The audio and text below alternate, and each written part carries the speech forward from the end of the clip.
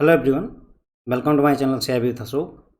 तो फ्रेंड्स जो है इस वीडियो में हम देखने वाले हैं कि जो आईआईबीएफ ने रिवाइज सिलेबस की बात की थी तो उस पर एक डिटेल्ड नोटिफिकेशन उन्होंने दिया हुआ है कि आईआईबीएफ जो नया सिलेबस लेकर आ रहा है उसमें कितने सब्जेक्ट होंगे, पासिंग क्राइटेरिया क्या रहेगा, कितने अटैम्प्ट मिलेंगे। ओके।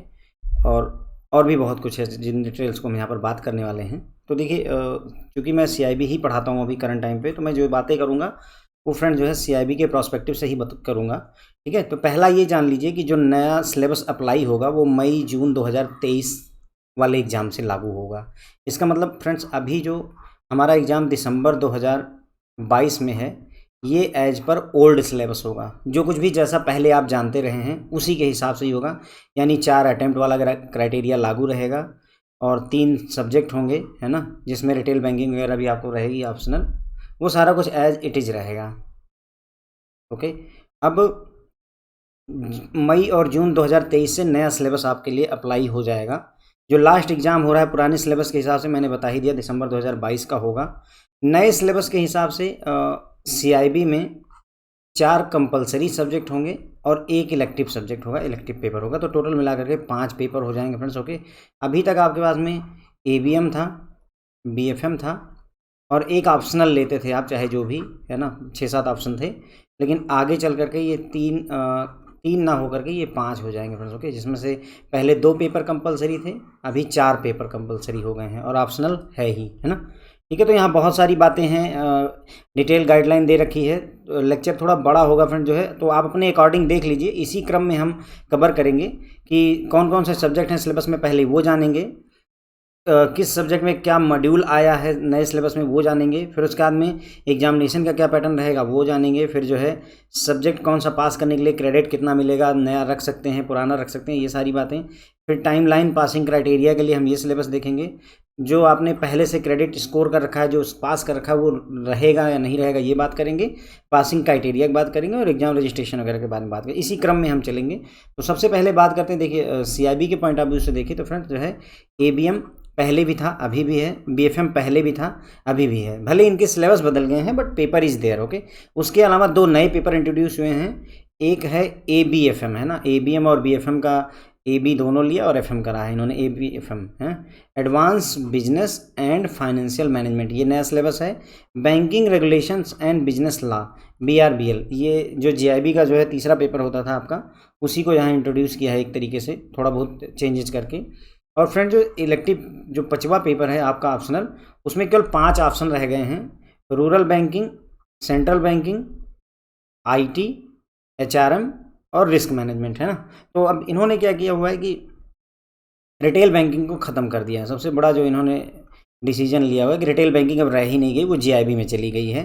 तो फ्रेंड जो है आपके पास में देखिए एचआरएम केवल उनके लिए है जिन्होंने ह्यूमन रिसोर्स बैकग्राउंड से किया हुआ है। आईटी उनके लिए है जिन्होंने इंफॉर्मेशन टेक्नोलॉजी यानी बीटेक, एमसीए वगैरह, बीसीए वगैरह किया हुआ है। तो अपने पास बचते केवल जो है एक वो बोलते नहीं, एवरेज स्टूडेंट के लिए 3 ऑप्शन बचते हैं। आप रूरल बैंकिंग ले सकते हैं, आप सेंट्रल बैंकिंग ले सकते हैं, आप रिस्क मैनेजमेंट ले सकते हैं, आपकी चॉइस है। उसमें भी जो मेरा अपना अनुभव है, रिस्क मैनेजमेंट ज़्यादा डिफिकल्ट है इन दोनों पेपर के मुकाबले। इन दोनों पेपर, अगर इन तीनों पेपर में मैं बात करूँ तो सबसे ज़्यादा कठिन पेपर रिस्क मैनेजमेंट का बनता है, पर फिर भी लोगों ने लिया हुआ है, आप भी ले सकते हैं। उसके अलावा एक और ख़ास बात है जो सबसे अच्छी बात है इस सिलेबस में, वो ये है कि अब आप अपना इलेक्टिव चेंज कर सकते हैं। जैसे पहले क्या होता था कि अगर मान लीजिए आपने गलती से जिसने रिस्क मैनेजमेंट ले लिया, अब भले ही लोग रिटेल में पास होते रहे, लेकिन आप रिटेल रिस्क मैनेजमेंट तभी चेंज कर पाए जब आपके चारों अटेम्प्ट ख़त्म हो गए। तो मतलब आपको ऑप्शनल चेंज करने का मौका पूरे ब्लॉक ख़त्म करने यानी चारों अटेम्प्ट ख़त्म करने के बाद मिलता था। अभी ऐसा नहीं है। पहला अटेम्प्ट आप अगर चाहें तो रूरल बैंकिंग से दीजिए, अच्छा नहीं लगा, दूसरा अटेम्प्ट आप सेंट्रल बैंकिंग से दे दीजिए, इसमें भी नहीं अच्छा लगता, तीसरे अटेम्प्ट में आप एचआरएम ले लीजिए, आपकी मर्जी। मतलब ऐसा इन्होंने पॉसिबल किया हुआ है। ठीक है। पेपर तो खैर सिलेबस तो डिफ़िकल्ट हो ही गया है, कहाँ 3 पेपर पढ़ने होते थे, कहाँ 5 पेपर पढ़ने होंगे। तो मैं ये नहीं कह रहा हूँ कि मतलब कुछ अच्छा हुआ है, लेकिन फिर भी एक हिसाब से ये एक थोड़ा सा ठीक ठाक पॉइंट लगा है। बाकी अच्छा तो कुछ भी नहीं है, क्योंकि माइनस मार्किंग भी इंट्रोड्यूस हो गई है, तो नथिंग इज़ गुड ना। अच्छा, चलिए आगे बढ़ते हैं। फिर तो जेआईबी के नए सिलेबस में क्या कहानी है। ये हमने नहीं देखना है, हम सीधे सीआईबी के नए सिलेबस में क्या कहानी है वो देखते हैं। देखिए फ्रेंड्स, जो है सीआईबी के जो चारों पेपर हैं, पहला पेपर, दूसरा, तीसरा, चौथा, तो देखिए जो बीएफएम का पेपर है वो नहीं चेंज हुआ है। पहला मॉड्यूल इंटरनेशनल बैंकिंग है, फॉरेन एक्सचेंज वाला, रिस्क मैनेजमेंट है दूसरा, ट्रेजरी और बैलेंस शीट, ये चारों मॉड्यूल मेरे हिसाब से बीएफएम ऑलरेडी इतना कठिन है कि उसको इन्होंने चेंज नहीं किया, लेकिन एबीएम में इन्होंने चेंज कर दिया है। एबीएम में पहले हम लोग इकोनॉमिक्स पढ़ते थे, अभी यहाँ स्टैटिस्टिक्स पढ़ेंगे आप। ह्यूमन रिसोर्स जो मॉड्यूल सी था वो मॉड्यूल बी बन गया है, जो मॉड्यूल डी था वो मॉड्यूल सी हो गया है।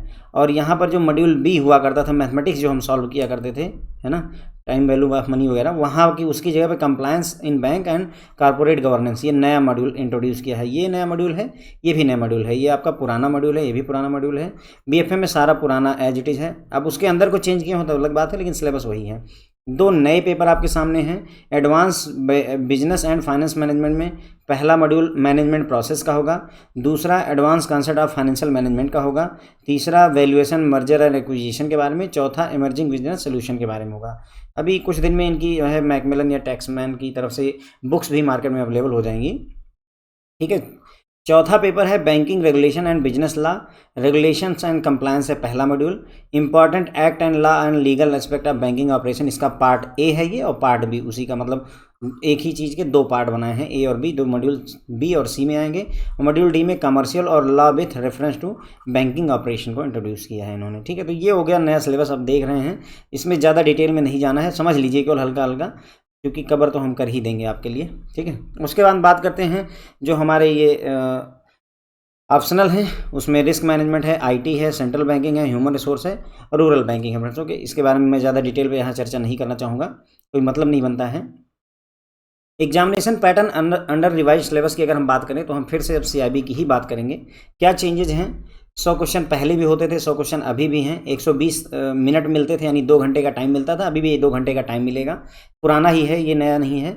बस ये निगेटिव मार्किंग जो है 1/4 है ना, मतलब -0.25 की माइनस मार्किंग होगी। अगर 1 मार्क्स का क्वेश्चन है गलत होगा तो -0.25 ये डिडक्ट कर देंगे। सबसे खतरनाक चीज़ ये है, यदि ये निगेटिव मार्किंग ना रखते तो शायद जो है हम मतलब पुराने सिलेबस और नए सिलेबस में ज़्यादा डिफरेंस ना करते, अच्छा ही हो जाता। लेकिन अब माइनस मार्किंग ज़्यादा खतरनाक हो जाए, क्योंकि किसी तरह से वो बोलते नहीं कि भगवान और जो है ईश्वर सबको मना ना के किसी तरह से 50 आते थे, किसी तरह से 45 आते थे, और अगर माइनस मार्किंग भी होगी तो भगवान ही मालिक है ना। तो माइनस मार्किंग हो गई है इसमें -0.25 की। हर एक गलत क्वेश्चन आंसर पे आपके 1/4 मार्क्स काट लिए जाएंगे। और एक और नई चीज़ जो है अलग तरीके की इन्होंने इंट्रोड्यूस की है, बहुत ही अगले लेवल पर चले गए हैं। दिमाग जितना लगा सकते थे उतना लगाया है इन्होंने। आईएएस का एग्ज़ाम बना ही रखा है मोटा मोटा। ये कह रहे हैं कि कुछ न्यूमेरिकल क्वेश्चंस आपको हम सीआईबी में देंगे, ठीक है, जिसमें आपको ऑप्शन देंगे ही नहीं, तो वो एमसीक्यू पैटर्न में होंगे ही नहीं। मतलब कहने का ऐसा है कि क्वेश्चन जो है एक 10,000 रुपये का 8% जो है रेट ऑफ इंटरेस्ट है, तो 2 साल का इंटरेस्ट बताइए। अगर क्वेश्चन ऐसा पूछा कि 10,000 रुपये आपने जमा किए बैंक में, 8% रेट ऑफ इंटरेस्ट है, तो 2 साल में आपको कितना ब्याज मिलेगा, कितना इंटरेस्ट मिलेगा, तो वो उसमें 4 ऑप्शन नहीं देंगे आपको ना। एक जो है आपको बॉक्स देंगे और उसमें आप बताइए कि जो है 802 रुपये या 805 रुपये, जो भी आपका आंसर आता है इस तरीके से फिल करना होगा फ्रेंड्स। ओके, तो ये और ज़्यादा खतरनाक हो जाएगा, क्योंकि अगर ऑप्शन रहता है तो कम से कम कैलकुलेशन के बाद हमें श्योर हो जाते हैं कि जो हमने किया है कैलकुलेशन वो सही है या गलत है ना। लेकिन अगर ऑप्शन ही नहीं है तो ये आप समझ लीजिए जैसे 10th और 12th में एग्जाम देते थे उस टाइप का पैटर्न कर दिया। तो ये सीआईबी में ही है, जीआईबी में ऐसा इन्होंने खैर नहीं किया है, बट सीआईबी में तो 2 नई चीज़ें हैं। एक तो माइनस मार्किंग से आप जो है जूझोगे, और दूसरा न्यूमेरिकल क्वेश्चंस जो आएंगे फ्रेंड्स उसमें ऑप्शन नहीं होगा, एमसीक्यू फॉर्मेट नहीं दिया जाएगा। अब बात करते हैं फ्रेंड जो है credit for subject pass under present syllable, है ना। अगर मान लीजिए अभी आप एग्जाम देते हैं और पास हो जाते हैं किसी सिलेबस किसी सब्जेक्ट में, तो उसका क्रेडिट आपको आगे ले जाने को मिलेगा या नहीं मिलेगा। तो credit will be allowed, credit allow होगा, सीआईबी में भी जो है अलाउ होगा, लेकिन कुछ खास सब्जेक्ट में होगा, सभी सब्जेक्ट में नहीं होगा। इन्होंने ये भी लिखा है कि सेक्शन एफ को भी रेफर कर दीजिए, जहाँ पर वैलिडिटी ऑफ क्रेडिट भी बताएगा। तो अभी एफ भी देख लेंगे। पहले ये देख लेते हैं कि किन किन सब्जेक्ट को हम कैरी फॉरवर्ड कर सकते हैं। तो देखिए सीआईबी के जो है कंपलसरी पेपर में अगर हम बात करें तो एबीएम अगर आप अभी पास करते हैं तो नए सिलेबस में एबीएम कैरी फॉरवर्ड हो जाएगा।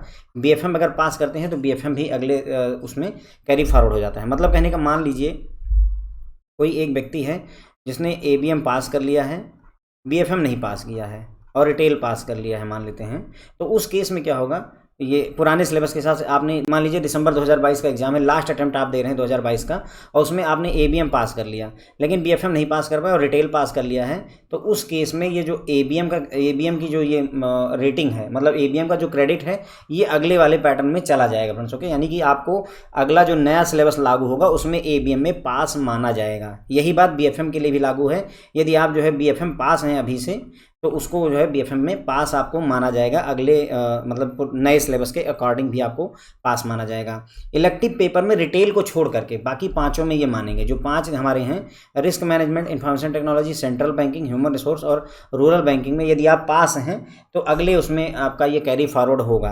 अब मान लीजिए आपका रिटेल आपने पास किया है, फॉर एग्जाम्पल आपने रिटेल पास किया हुआ है, तो अगले जो अगला नया सिलेबस लागू होगा जून 2023 वाला, यदि आप रिटेल अभी पास हैं तो उसको अगले उसमें माना नहीं जाएगा, पास नहीं माना जाएगा इसको, मतलब रिटेल आपका ख़त्म ही हो जा रहा है। तो ऐसे में आपको इन पांच जो नए ऑप्शनल हैं उनमें से कोई एक ऑप्शनल आपको पास करना पड़ेगा फिर से।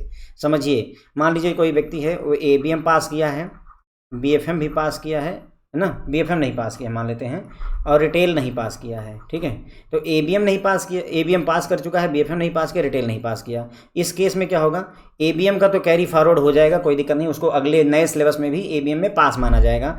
बीएफएम नहीं पास किया है तो उसको बीएफएम फिर से देना पड़ेगा। रिटेल के केस में क्या होगा फ्रेंड्स कि रिटेल को अगले सिलेबस में काउंट ही नहीं किया जाएगा, अब उसे जो है नया जो है वो ले करके, नया ऑप्शनल लेकर के पास होना पड़ेगा, ठीक है। अब अगर मान लीजिए जो है कोई रिटेल में पास भी हो गया, रिटेल में भी पास हो गया मान लेते हैं, ठीक है, तो अब रिटेल में पास हो गया, एबीएम में पास हो गया, एक नया क्राइटेरिया देखिए, एबीएम में पास हो गए आप, बीएफएम में आप फेल हैं और रिटेल में आप पास हो गए, दोनों पास हैं, तो एबीएम तो कैरी फॉरवर्ड हो जाएगा लेकिन रिटेल नहीं जाएगा आगे। भले ही आप रिटेल में पास हो गए हैं, उसके बावजूद भी एक नया ऑप्शनल सेलेक्ट करिए और पास करिए फिर से। तो ये थोड़ा सा खतरनाक हो रहा है रिटेल वालों के केस में। और सबसे बड़ी बात यह है कि जो जनता है वो ज़्यादा भर भर के रिटेल ही पसंद करती है, क्योंकि रिटेल थोड़ा सा इजी होता है फ्रेंड्स। ओके, तो ये थोड़ा सा दिक्कत वाला है। तो कौन कौन से दो subject, ABM BFM carry forward हो जाएगा।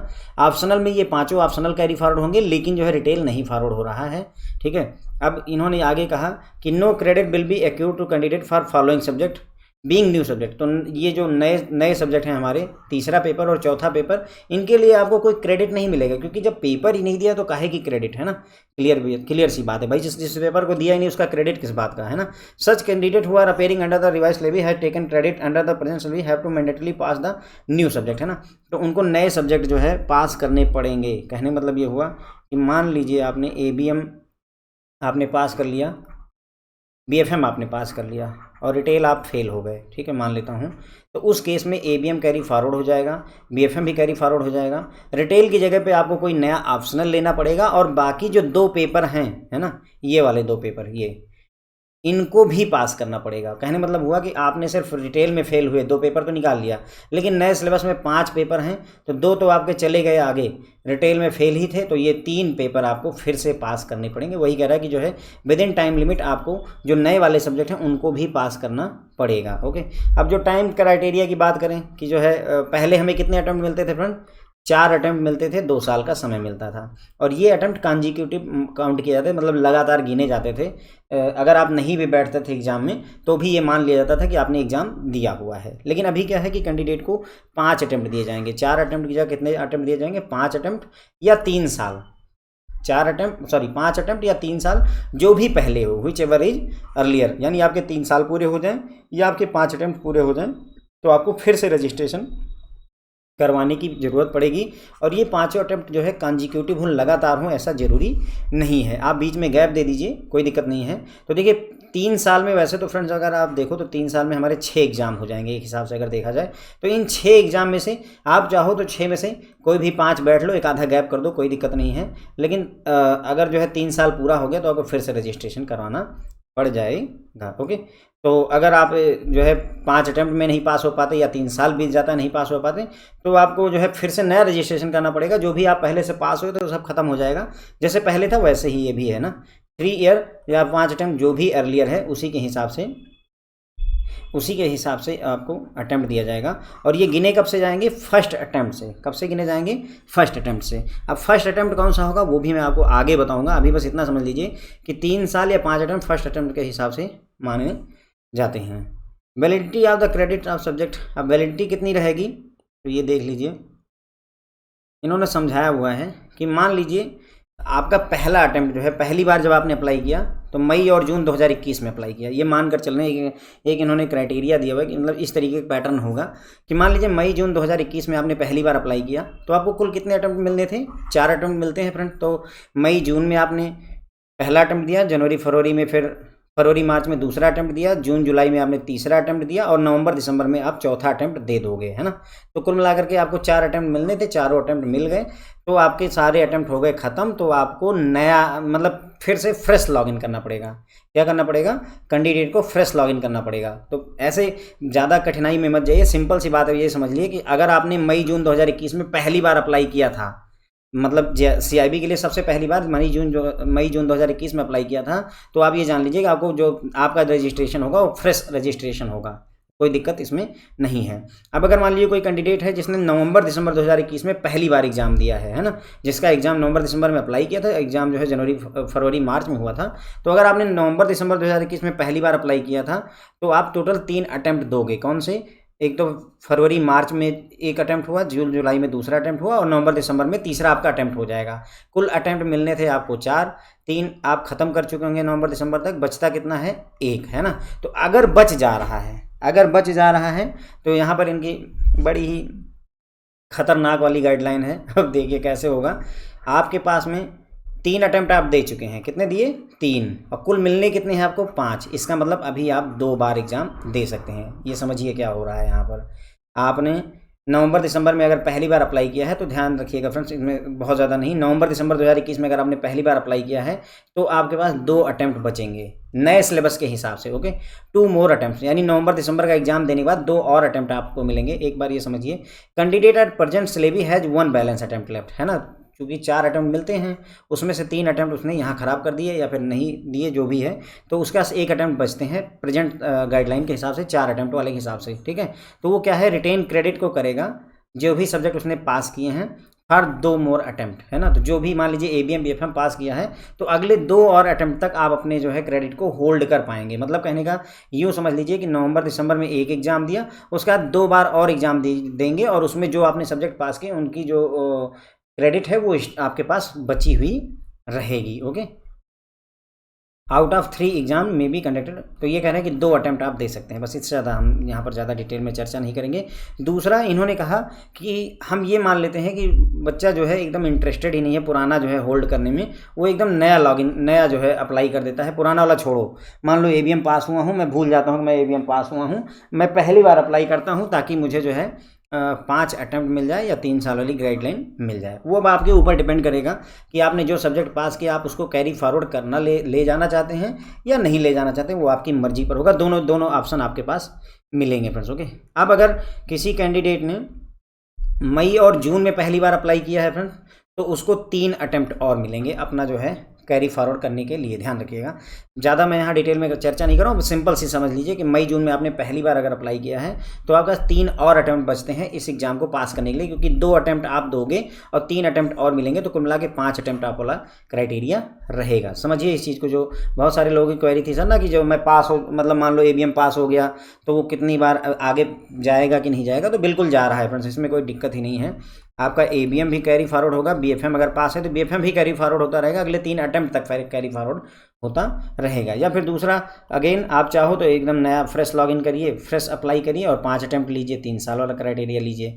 किसी स्टूडेंट ने अगर नवंबर दिसंबर 2022 में पहली बार अगर अप्लाई किया, नवंबर दिसंबर 2022 में ही पहली बार अप्लाई कर रहे हैं, जो अभी होने वाला है नवंबर दिसंबर का एग्जाम, उसमें आप अगर मान लीजिए पहली बार अप्लाई करते हैं तो 1 अटैम्प्ट आप उसमें देंगे और 3 बचेगा आपका, तो कुल 5 अटैम्प्ट है, तो 1 अभी दोगे तो 4 अटैम्प्ट आपके पास और बचेंगे। तो वही बोल रहा है कि जो है यहाँ पर जो है 4 अटैम्प्ट आपके रिमेनिंग बचते हैं और उन 4 अटैम्प्ट में जो है आपको पास करने की कोशिश होगी। मान लीजिए आपने दिसंबर 2022 में अप्लाई किया, ठीक है, दिसंबर 2022 में जब आप अप्लाई करोगे और मैं ये मान लेता हूँ कि आपने ABM और BFM पास कर लिया। अब अगर आपने ABM BFM पास कर लिया है और आपका एक सब्जेक्ट रह जाता है, मान लीजिए रूरल बैंकिंग, रूरल बैंकिंग आपका ऑप्शनल ये रह जाता है। तो उस केस में क्या होगा, एबीएम और बीएफएम आपका अगले 4 अटैम्प्ट तक, एक अटैम्प्ट तो ये हो ही गया है ना, बाकी 4 और अटैम्प्ट तक एबीएम बीएफएम में आपको पास माना जाएगा।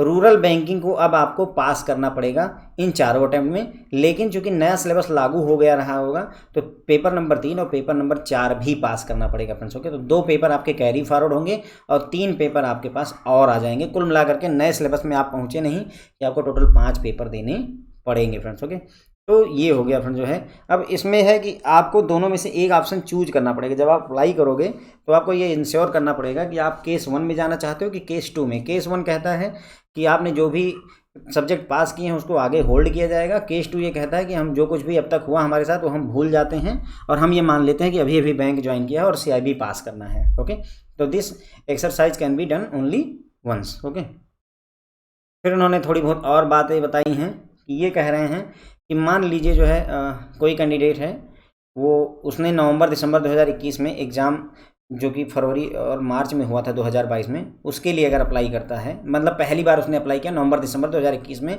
तो उसका जो है फरवरी मार्च में एक अटैम्प्ट होगा, जून जुलाई में दूसरा अटैम्प्ट होगा, नवंबर दिसंबर में तीसरा अटैम्प्ट हो जाएगा। तो कुल मिलाकर के 3 अटैम्प्ट हो गए, एक अटैम्प्ट बचे हुए थे, लेकिन कुल कितने अटैम्प्ट हैं, 5 अटैम्प्ट हैं। तो 3 अटैम्प्ट निपट गए हैं, तो 2 अटैम्प्ट उसके पास बचते हैं।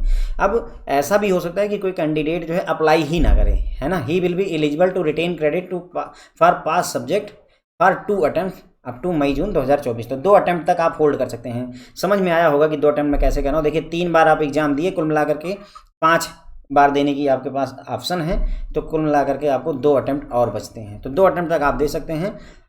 अगर आप चाहो तो जो है इस बार ना फॉर्म भरो तो अगली बार भी अभी भी आप 1 अटैम्प्ट के लिए जो है, जो अगला ये नवंबर दिसंबर 2023 का एग्जाम होगा, उसके बावजूद भी आपके पास एक बार अपना क्रेडिट होल्ड करने का मौका रहेगा। कहने मतलब ये हुआ फ्रेंड्स कि जो है इसमें कुछ रॉकेट साइंस नहीं है। नवंबर दिसंबर में आपने एग्जाम दिया, 3 अटैम्प्ट आपने टोटल दे दिया नवंबर दिसंबर तक, ठीक है। उसके बाद में अब नवंबर दिसंबर 2022 में आपका जो एग्ज़ाम हुआ, उसके बाद में आता है जून 2023 का एग्ज़ाम, और फिर आता है ना ये हो गया आपका नवंबर और दिसंबर 2023 का एग्ज़ाम, है ना, ये आएगा। तो ये बोल रहे हैं कि अगर मान लो जो है if he will be retain to retain credit for pass subject for 1 attempt up to May June 2024। तो कुल मिलाकर के आपको जो है अगर आप फॉर्म भरते हैं नहीं भरते हैं तो भी आपको ये मौका दे रहे हैं कुल मिलाकर के कि आप रिटेन कर सकोगे अपने क्रेडिट को। ज़्यादा डिटेल में नहीं जाने की जरूरत है। Once the balance attempts are exhausted he will be compulsorily apply a fresh. अगर आपके अटैम्प्ट खत्म हो जाते हैं तो आपको फिर से फ्रेश जो है अप्लाई करना पड़ेगा, है ना। तो मतलब कुल मिलाकर के अगर आप पास नहीं होते हैं तो आपको फ्रेश अप्लाई करना पड़ेगा। पासिंग क्राइटेरिया जो पहले था वही सेम है। हर एक सब्जेक्ट में मिनिमम 50 नंबर चाहिए, लेकिन यदि आप मिनिमम 45 स्कोर करते हैं एक सब्जेक्ट में और सब मिलाकर के आपके 150 मार्क्स आ जाते हैं तो उस केस में भी आपको पास माना जाता है इन अ सिंगल अटेम्प्ट, ठीक है, ध्यान रखिएगा। अगर मान लीजिए एक सब्जेक्ट में पास करना है तो मिनिमम 50 नंबर चाहिए। अगर एक अटेम्प्ट में, सिंगल अटेम्प्ट में आपके टोटल हर सब्जेक्ट में कम से कम 45 हैं और टोटल मिलाकर के जो है आपके 150 मार्क्स हैं तो भी आपको पास माना जाता है। अब इसमें कई सारे लोग कंफ्यूज होते हैं फ्रेंड्स। सिंगल अटेम्प्ट मतलब कोई भी एक अटेम्प्ट, मतलब कहने का ये हुआ कि मान लीजिए जैसे आपने जून 2023 में एग्ज़ाम दिया, जून 2023 में तो ये यहाँ पर अब ये पहले होता था 150, अभी ये हो जाएगा मेरे ख्याल से 250 मार्क्स हो जाएंगे फ्रेंड्स। ओके, ये ध्यान रखिएगा जो है ज़रा सा नए कॉन्सेप्ट के हिसाब से अब 250 मार्क्स आपको इसको स्कोर करने पड़ेंगे, क्योंकि हमारे 5 सब्जेक्ट हो गए और हर एक का 50% जो है 250 मार्क्स होगा, यानी मिनिमम 45 मार्क्स, है ना, 45 हर एक में 45 ले, लेकिन कुल मिलाकर के 250 मार्क्स अगर आप स्कोर करते हैं तो आपको पास माना जाएगा। सिंगल अटेम्प्ट में पास करिएगा, मतलब कहने का जैसे मैं पहली बार एग्जाम में बैठा और उसमें मैंने सारे सब्जेक्ट में मिला करके 250 मार्क्स स्कोर कर लिए तो मुझे पास माना जाएगा। पहले एग्जाम में मैं सब में फेल हो गया, दूसरे अटेम्प्ट में मैं बैठा और सारे पेपर पास कर लिए, 250 मार्क्स लिया तो भी मुझे पास माना जाएगा। दूसरे पेपर में भी मैं सारे सब्जेक्ट में फेल हो गया और तीसरे अटेम्प्ट में बैठा और सारा मिला करके मैंने गाइडलाइन के हिसाब से मिनिमम 45 और टोटल 250 स्कोर ले लिया तो भी मुझे पास माना जाएगा। अब अगर मान लीजिए पहले अटेम्प्ट में आप बैठे और आपने एबीएम पास कर लिया, ठीक है, एबीएम सिर्फ एबीएम पास किया, तो फ्रेंड ध्यान रखिएगा अगर आपके एबीएम में 50 से ज़्यादा मार्क्स आ गए तो आप पास माने जाएंगे। तो अब बाकी जो सारे अटेम्प्ट होंगे उनमें आपको हर एक पेपर में मिनिमम 50-50 मार्क्स लाने पड़ेंगे फ्रेंड्स। ओके, इसीलिए ये बेहतर होता है कि हम चाहते हैं कि एक अटेम्प्ट में हम पास करें, उससे फ़ायदा ये होता है कि मिनिमम 45 मार्क्स का क्राइटेरिया हमको मिल जाता है, क्योंकि हर एक सब्जेक्ट में 50 नंबर लाना माइनस मार्किंग के साथ तो बहुत बड़ी डील हो जाएगी। तो आई बिलीव कि ये भी आपको क्लियर हो गया होगा। ठीक है, एग्ज़ाम रजिस्ट्रेशन में ये बता रहे हैं कि अगर आप एग्ज़ाम में रजिस्ट्रेशन करेंगे तो वहाँ पर आपको 2 ऑप्शन दिया जाएगा। एक तो आप चाहते हो कि आपके जो सब्जेक्ट पास हैं उसकी क्रेडिट आप जो है कैरी फॉरवर्ड करना चाहते हो, और दूसरा आप सब कुछ भूल जाना चाहते हो और एकदम नए सिरे से अप्लाई करना चाहते हो। लेकिन ये ऑप्शन केवल एक ही बार अप्लाई मतलब जो है एक्सरसाइज किया सकता है, जब आप पहली बार अप्लाई करेंगे उसी समय आपको चूज करना होगा कि मैं ABM BFM में जो पास हुआ उसको आगे ले जाना है या छोड़ देना है। ओके, अब ध्यान रखिए, candidate who have not cleared CIB but have passed या नॉट पास्ड रिटेल, ऐसे लोग जिन्होंने CIB तो नहीं क्लियर किया है लेकिन चाहे CIB रिटेल पास हुए हों चाहे रिटेल फेल हुए, उससे मतलब नहीं है, उनको जो है नया इलेक्टिव चूज करना पड़ेगा रिवाइज स्लैबी में। ध्यान रखिएगा, रिटेल बैंकिंग अगर आपका CIB फंसा हुआ है तो आपने रिटेल फेल किया है या पास किया, इससे मतलब नहीं है, आपको कोई एक नया इलेक्टिव ले करके पास होना पड़ेगा अगर आपका CIB फंसा हुआ है। अगर आपने CIB पास कर लिया है तो ये बात ही नहीं होती है। ठीक है, इसके अलावा candidate will also have choice to change their CIB elective subject, तो आपको CIB के इलेक्टिव सब्जेक्ट को चेंज करने की भी परमिशन दी गई है। ओके, कैंडिडेट जिसने CIB elective paper rural banking लिया था मई और जून 2023 में, और अगर वो फेल हो जाता है तो he can choose another CIB elective जैसे HRM, जब अगले बार एग्जाम में नवंबर-दिसंबर 2023 में अप्लाई करता है, if he wishes to appear for the same. ठीक है, तो क्लियर हो गया कि अब आप इलेक्टिव सब्जेक्ट चेंज कर सकते हैं। अगर आपने मई जून में रूरल बैंकिंग से दिया है तो नवंबर-दिसंबर में फ्रेंड्स जो है आप जो है HRM से दे सकते हैं, कोई दिक्कत नहीं है फ्रेंड्स। ओके, तो ये हो गया फ्रेंड्स जो है मेजर चेंजेस की हमने बात की। जो मेजर चेंजेस हैं फ्रेंड्स जो है वो देखिए, निगेटिव मार्किंग है ना। अगर मैं यहाँ पर एक बार समराइज़ कर दूँ आपको कि भाई हमारे साथ में क्या क्या धोखा हुआ है, तो पहली बात तो धोखा हुआ है माइनस मार्किंग इंट्रोड्यूस कर दी गई है। दूसरा फ्रेंड्स जो है, अब आपको न्यूमेरिकल जो क्वेश्चंस मिलेंगे उसमें ऑप्शन नहीं देंगे, उसे MCQ में नहीं देंगे, दूसरा धोखा इन्होंने ये किया है। तीसरा जो चेंजेज आए हैं वो आपको 5 अटेम्प्ट देंगे या 3 साल का मौका देंगे, जो भी पहले हो जाए। फिर ABM BFM अगर आपका है तो ये कैरी फॉरवर्ड होगा, आगे आप क्रेडिट इसका ले जा सकते हैं। अगर आपका रिटेल है, चाहे पास हो चाहे फेल हो, आपका क्रेडिट आगे नहीं जाएगा रिटेल के केस में। 5 इलेक्टिव जो हैं हमारे HRM, IT, rural, central banking और रिस्क मैनेजमेंट, ये पांचों अगर आपके जो है वो इलेक्टिव हैं तो ये भी कैरी फॉरवर्ड होंगे। अगर आपने पास कर लिया है अभी, मान लीजिए जो है किसी का ABM है और BFM है और जो है IT है मान लेते हैं ऑप्शनल में, और ABM पास है IT पास है, तो फ्रेंड्स ABM भी कैरी फॉरवर्ड हो जाएगा, IT भी कैरी फॉरवर्ड हो जाएगा। अब उसे अगले एग्जाम में BFM पास करना पड़ेगा, बट चूंकि नया सिलेबस लागू हो गया रहा होगा तो 3 सब्जेक्ट तो ये हो गए, 2 सब्जेक्ट और पास करने पड़ेंगे। तो कहने का मतलब 2 सब्जेक्ट पास हो और ये तीसरा सब्जेक्ट और 2 और, यानी 3 नए सब्जेक्ट पास करने पड़ेंगे और 2 आप पहले से पास कर चुके हैं। तो इन परिस्थितियों से आपको गुजरना पड़ेगा। ठीक है, अब उसके बाद में रिटेल चाहे फेल हो चाहे पास हो वो कैरी फॉरवर्ड नहीं होगा, और उसके बाद में ऑप्शनल आप चेंज कर सकते हैं। एक एग्ज़ाम एक दूसरे ऑप्शनल से दीजिए, उसके अगले वाला दूसरे ऑप्शनल से दीजिए, अगला वाला तीसरे ऑप्शनल से दीजिए, कोई ऐतराज़ नहीं है। तो ये हो गया फ्रेंड जो है काफ़ी सारी जानकारी हमने यहाँ पर ली। अगर इसके बाद में भी आपकी कोई क्वेरी है तो कमेंट सेक्शन में बताइए, मैं उसको स्पेसिफिकली देख लूँगा और आपको रिप्लाई कर दूँगा, या फिर जो है जो कॉमन फ्रिक्वेंटली आज क्वेश्चन आएंगे हमारे पास उस पर भी एक वीडियो आ जाएगा। Thank you so much friends.